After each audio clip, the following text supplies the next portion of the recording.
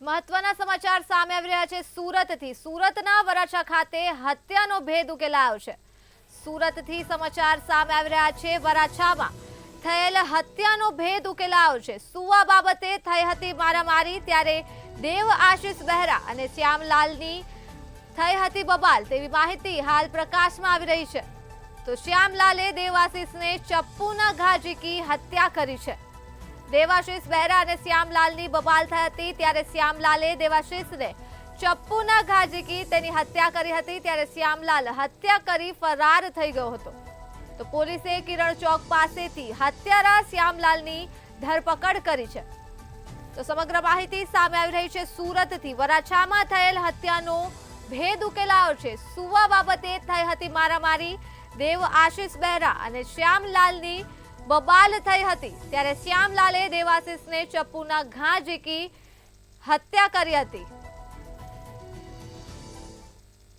Varachha police station વિસ્તારમાં તારીખ 23ના રોજ રાત્રિના 11:30ની આસપાસ એક હત્યાનો બનાવ બન્યો હતો।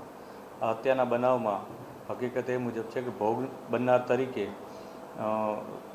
દેવાશિષ બહેરા કરીને એક વ્યક્તિ છે કે જે આ વિસ્તારમાં રહેતો હતો, અને શકમન તરીકે શ્યામલાલ જયસ્વાલ કરીને એક વ્યક્તિ છે, એ અમને શકમન તરીકે મળ્યો હતો।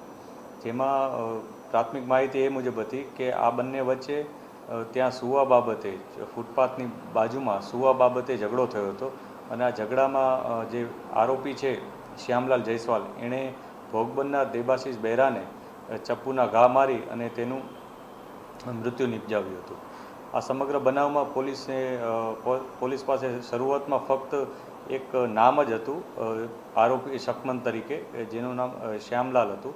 ત્યારબાદ પોલીસે વધુ ઊંડાણપૂર્વક તપાસ કરવા માટે અલગ અલગ ટીમો બનાવી હતી, જેમાં વરાછા પીઆઈ શ્રી ગાબાણી અને સોલંકી આની આગેવાની હેઠળ અલગ અલગ ટીમો બનાવવામાં આવી હતી। એ સાથે જ સુરત શહેર ક્રાઇમ બ્રાન્ચ પણ પીઆઈ શ્રી જાડેજાની આગેવાની હેઠળ આમાં જોડાઈ હતી, અને તમામ લોકોએ એક સંયુક્ત ઓપરેશન હાથ ધર્યું હતું। કેમ કે અમારા માટે સૌથી મોટું ચેલેન્જ આમાં વ્યક્તિની ઓળખ, આખી ઓળખ પ્રસ્થાપિત